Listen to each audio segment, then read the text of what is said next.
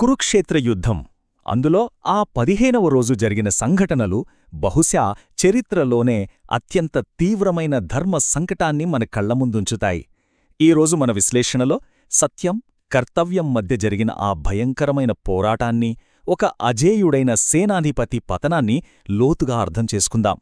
ఇక ఏమాత్రం ఆలస్యం చెయ్యకుండా స్ట్రెయిట్గా టాపిక్లోకి వెళ్ళిపోదాం. ముందుగా మనందరం ఆలోచించాల్సిన ఒక ఆసక్తికరమైన లేదా కాస్త ఇబ్బంది పెట్టే ప్రశ్న ఇక్కడ ఉంది. ఒకే ఒక అబద్ధం అది సత్యం కంటే కూడా గొప్ప ధర్మం కాగలదా? వినడానికి కాస్త వింతగా ఉంది కదూ. కాని ఈరోజు మనం మాట్లాడుకోబోయే ఈ మొత్తం కథకు, ఆ విషాదానికి అసలు మూలకారణం అక్షరాల ఈ ప్రశ్నే. ఈ ప్రశ్నకు దొరికిన సమాధానమే ఒక మహావీరుడిని మట్టి కరిపించింది. మొదటి భాగం: అజేయుడైన సేనాధిపతి యుద్ధభూమిలో కల్లోలం. అసలా రోజు యుద్ధభూమిలో వాతావరణం ఎలా ఉందంటే ఊహకందని గందరగోళం. భీష్మపితామహుడు పడిపోయిన తరువాత 15వ రోజున కౌరవసేనకు ద్రోణాచార్యుడు సేనాధిపతిగా బాధ్యతలు తీసుకున్నాడు. రంగంలోకి దిగగానే ఇక ఏమాత్రం వెనక్కి తగ్గకుండా తన దివ్యాస్త్రాలతో పాండవసేనను ఊచెకోతకోయడం మొదలుపెట్టాడు. ఆ విధ్వంసాన్ని ఆపడం నిజంగా ఎవ్వరి వల్ల కావడం లేదు. ఆ పరిస్థితి చూశాక పాండవులకు ఒక భయంకరమైన వాస్తవం అర్థమైపోయింది. ద్రోణాచార్యుడు చేతిలో విల్లు ఉన్నంతవరకు ఆయన్ని ఎవ్వరూ ఏ శక్తి ఓడించలేరు. ఎదురుగా నిలబడి పోరాడితే మాత్రం పాండవ సైన్యం మొత్తం నామరూపాలు లేకుండా పోవటం ఖాయమని వారికి స్పష్టంగా తెలిసిపోయింది. రెండవ భాగం: ఒక తీరని వ్యూహం, అలాగే వారి రహస్య సమావేశం. కళ్లముందే కనబడుతున్న ఈ సంపూర్ణ వినాశనాన్ని ఆపడానికి కేవలం కండబలం, ఆయుధాలు ఏమాత్రం సరిపోవని పాండవులకు అర్థమైంది. కాబట్టి ఇప్పుడు యుద్ధం బుద్ధితో చేయాలి. అందుకే ద్రోణుడిని ఎలాగైనా ఆపాలనే ఏకైక లక్ష్యంతో పాండవులంతా కృష్ణపరమాత్మతో కలిసొక అత్యవసర రహస్య సమావేశం ఏర్పాటు చేశారు. ఎలాగైనా సరే ఆ అజేయుడైన సేనాధిపతిని నిరాయుధుడిని చేయాలి. అదే వారి లక్ష్యం. మూడవ భాగం: ధర్మం వర్సెస్ కర్తవ్యం. ఒక తీవ్రమైన అంతర్గత సంఘర్షణ. వారు అనుకున్న ఆ వ్యూహాన్ని అమలు చేయాలంటే మన భారతీయ సంప్రదాయాల్లో అత్యంత పవిత్రమైన సత్యం విషయంలో ఒక లోతైన నైతిక సంక్షోభాన్ని వారెదుర్కోవాల్సొచ్చింది. ఇక్కడ మనం ధర్మరాజు అనుభవిస్తున్న ఆ తీవ్రమైన అంతర్గత మదనాన్ని స్పష్టంగా చూడొచ్చు. ఎందుకంటే ఆయన ఎన్నడూ అబద్ధం చెప్పని సత్యవ్రతుడు. ఒకవైపు తన ప్రాణానికి ప్రాణమైన సత్యవ్రతం అనే ధర్మం, మరోవైపు ద్రోణుణ్ణి ఆపి తన సైన్యాన్ని రక్షించుకోవాల్సిన కఠినమైన కర్తవ్యం. ఈ రెండింటి మధ్య ఆయన అక్షరాలా నలిగిపోతున్నాడు.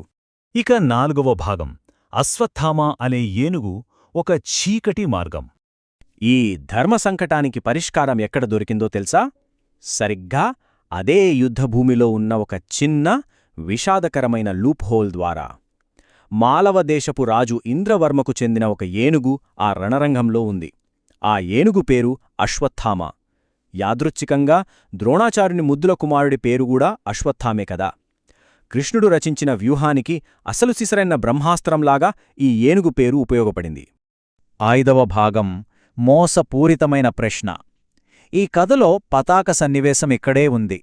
ఇక్కడ మనం ఒక్క క్షణం ఆగి ఆ వాతావరణంలోని బరువును అర్థం చేసుకుందాం. యుద్ధభూమిలో అంతకి గందరగోళం మధ్యలోనూ తన కొడుకు చనిపోయాడనే మాట విని ఒక తండ్రిగా ద్రోణాచార్యుడు తీవ్రమైన వేదనకు గురవుతాడు. ఆయన నేరుగా ధర్మరాజువైపు తిరుగుతాడు. ఎందుకంటే ధర్మరాజు ఎన్నడూ అబద్ధం చెప్పడని ఆయనకు తెలుసు. ఆ ఆవేదనతో కూడిన కళ్లతో సూటిగా ఈ కఠినమైన ప్రశ్న అడుగుతాడు: నిజం చెప్పు యుధిష్ఠిరా, నా కొడుకు చనిపోయాడా? అప్పుడు ధర్మరాజు కృష్ణుడు చెప్పినట్లుగానే అత్యంత భారంగా మాట బయటికి తీస్తాడు. అశ్వత్థామ చనిపోయాడు అంటూ ఒక చిన్న పాజిస్తాడు. ఆ మాట వినగానే మరణం నిర్ధారణైనట్లే అనిపిస్తుంది. కాని ఆ చనిపోయిందసలు మనిషా లేక ఏనుగా అనే అతి ముఖ్యమైన సత్యాన్ని ఆ సమాధానం అత్యంత చాకచక్యంగా దాచిపెడుతుంది. 6వ భాగం: ఒక తండ్రి పతనం. ఈ ఘట్టానికే విషాదాంతం. జీవితంలో ఎప్పుడూ సత్యమే పలికే వ్యక్తి నోటి నుండి వచ్చిన ఆ మాటలు ఎలా పనిచేశాయంటే వాటి ప్రభావం ఊహించలేనంత వినాశనకరంగా మారింది. ధర్మరాజు అంతకుముందు ఎప్పుడూ అబద్ధం చెప్పలేదు. కాబట్టి ద్రోణాచార్యుడు తన కొడుకు నిజంగానే చనిపోయాడని 100% గుడ్డిగా నమ్మేస్తాడు. ఆ ఒక్క క్షణంలో ఆ తండ్రి గుండె పగిలిపోతుంది. శోకంతో కుప్పకూలిపోయి అంతటి అజేయుడైన సేనాధిపతి అచేతనుడై తన ఆయుధాలను కిందపడేస్తాడు. ఖచ్చితంగా పాండవులు కోరుకున్నది కూడా ఇదే. ఇదంతా చూశాక మనకు మిగిలే ఒక లోతైన ప్రశ్న ఏంటంటే, కర్తవ్యం కోసం పరమసత్యాన్ని త్యాగం చేసినప్పుడు ఆ విజయం నిజంగా ఎంత మూల్యాన్ని చెల్లిస్తోంది?